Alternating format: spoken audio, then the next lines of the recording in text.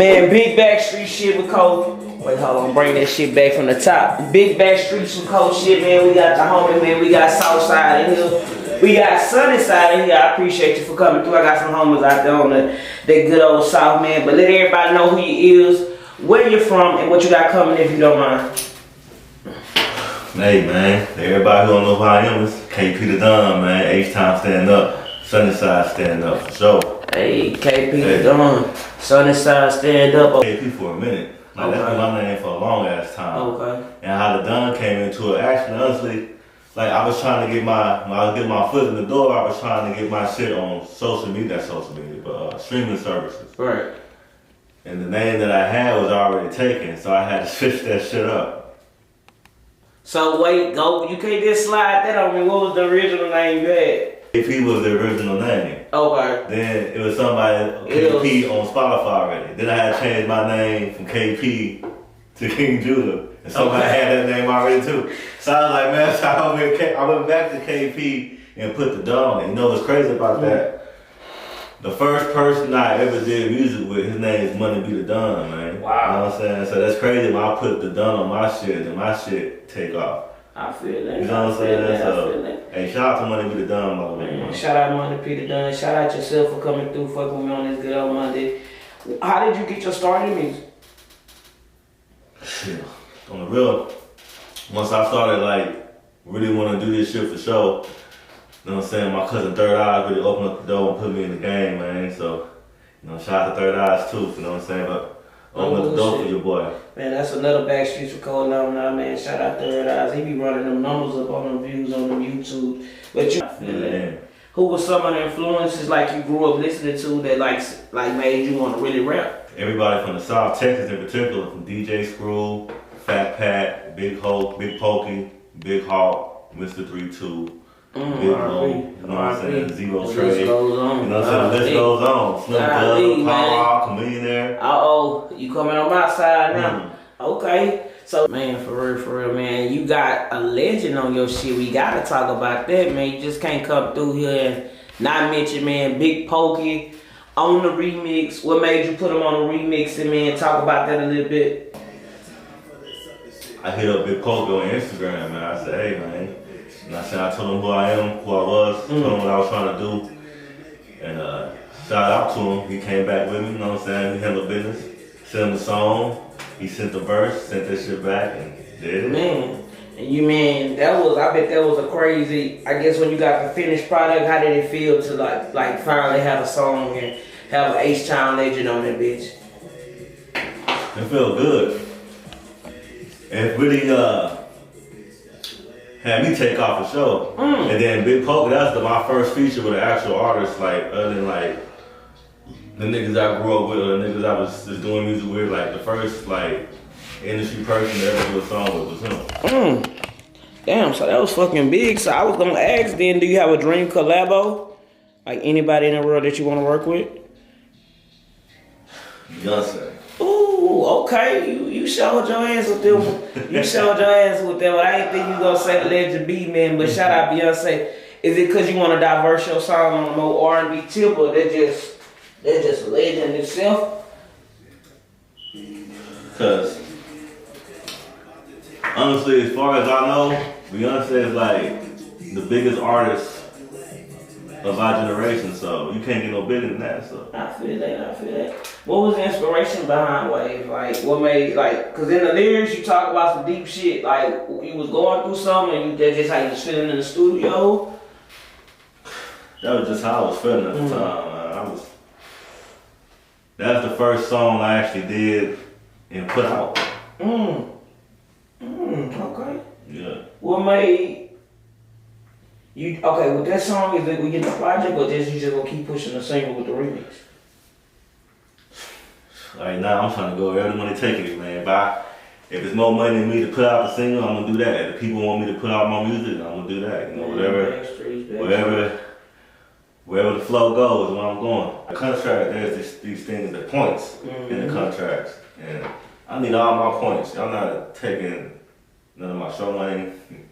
Y'all ain't taking none of my money in the back end. Y'all ain't taking none of my motherfucking advance. None of that shit. I need all my shit, man. I don't need you to give me a loan, and then I gotta pay you back that plus 10 times more.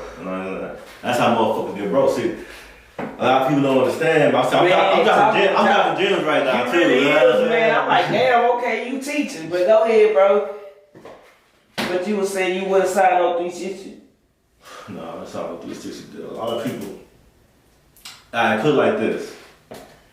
You can have the Bentley now. You know what I'm saying? You can have the Ferrari now. You can have the 100,000 up front now. You know what I'm saying? But then you're not gonna own shit, and you're gonna have to be told what to do, when to do, where to go. You know what I'm saying? Shit like that. Or you can work your way up and grind and do this shit independent. And you're not gonna get that shit right away.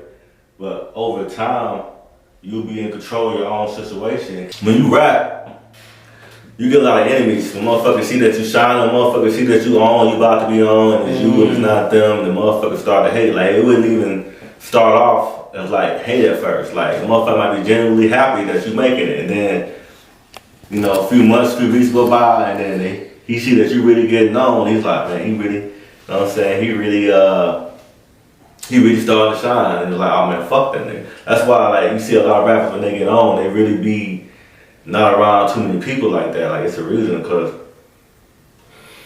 motherfuckers really get to hating. And they really, sometimes they try to end your life because of that shit. You know what I'm saying? You gotta be careful who you have around you. But at the same other time, sometimes you can bring that situation to you without all that clout chasing and all that other bullshit. Like, me personally, you're not gonna see me on the internet doing all that extra shit. Yeah, I don't see you. Yeah, I'm gonna just put out the music, and then that shit take off and let the music speak for itself. I feel like I don't have to do all that extra curricular activities and all that other shit to get people's attention. Big facts, big facts. Especially right now, everything that's going on, man. I don't have time to play with you like that. Man, for real. Man, the career, man, you slowly rebuilding your career, man. What do you see it in the next 3 years?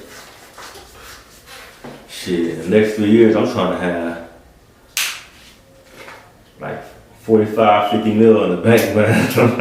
Speak that shit. I'm telling you, I'm trying to get there. It's not even for me, it's not even with just music, like other investments and other ventures I'm trying to get in. I'm trying to really get in control and put myself on, and then when I put myself on, put my people on. You know what I'm saying? I'm not Stay right there, cause you say that. That's what you say.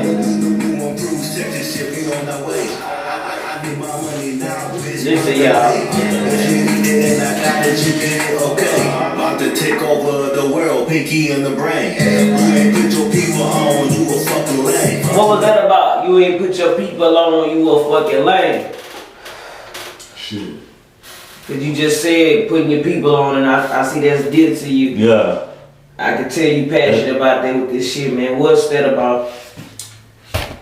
Man, I'm glad you asked that question. That's a good question. Like, Appreciate that. Coming, like us, the black community, coming from nothing for real. Like, Talk on it. when you make it, I feel like when you get to a certain level, you have an obligation, especially as a black man, to put people on, to open up doors for people to get into better situations. Like LeBron James, like, regardless of what he did on the court, off the court, LeBron James the greatest, man. Talk, like, KP the dumb, backstreet shit talking, bro. He put all his homework from high school. Why you so hated? He made all the millionaires. Why you so hated? A lot of people hate bro, and I be like, you married a black woman, that's a plus for me.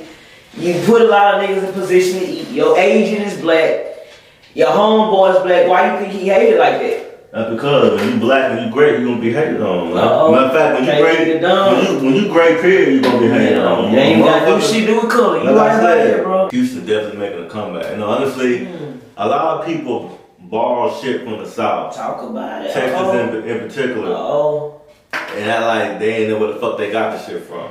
Okay. You know what I'm saying? But they borrow, But in hindsight, if we play devil's advocate, do we allow a lot of that shit? Do we allow these out of towners to come out here and steal the drip and because you got Southern hospitality, so we don't be tripping on motherfuckers coming down here setting up. Like as long as you ain't starting no shit or you fucking with the fuck we got going on, we ain't even tripping on this shit. But that's the difference between doing that and then coming out here and taking a lifestyle that you know you ain't know shit about till you came out here and then bring it somewhere else and act like it was you, like you came up with that shit. That's two different things. Like, show respect, show homage to where you got it. And is it hard, I gotta ask you this, man, to break as a Texas artist? Do you feel like you'll get the support you need to break?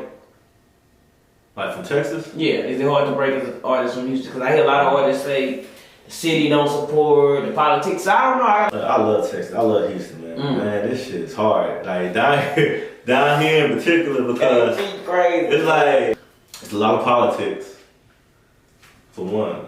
It's a lot of gatekeepers. It's a lot, street shit. Man, it's a lot of shit. But it's nothing like it. Like, once you get on, they're gonna love you forever. They're gonna support you forever. But just getting your foot in the door all the way, that shit seems to be more difficult here than other places. Gotta switch up like certain mind frames of how they're doing shit. Cause you know, a lot of the people that control things, they still have like a past mindset and I really like, like how it will be running today. A lot of things like that. That's the best way I can put it. Okay, I feel that. So would you advise the artists to like kind of get out their own city or get out their comfort zone, like leave their leave their hometown? Man, the only way you gonna get on and you gonna get a buzz, you gotta leave your comfort zone. There ain't no way you can stay in your comfort zone and really get on. What would be your message to the young black males, the youth that's coming up and want to get in this rap shit? What's your message to them? That's the most important thing. Don't come in the game not knowing what's really good, and then that's how you get fucked, and that's how you get into like stupid ass contracts and all dumbass situations like that. Make sure you understand the business and make sure you know the business before you try to get into the business. Cause it's called the music business. It's not just about making music. Bro. You couldn't have said it no better. That's really what took so fucking long. Cause even when Texas opened back up and the South opened back up and all that shit, the East and the North, they still was on lockdown. Like even when they came out, a lot of their businesses, I think it wasn't until like damn near, I want to say the middle of last year when that shit really opened back up for real. So, you know, it's crazy. Time, they never want to give justice to us, you know, but to everybody else, and it be so blatant in our face with like you have a black person do a crime. A white person do the exact same crime and get way less time. Like that shit makes no sense. Obviously, the only difference is the color. So what the fuck you talking about? Backstreet shit, man. Your girl Backstreets is cold, man. Rocking with my homie, man. KP the Dunn on the Backstreets, man.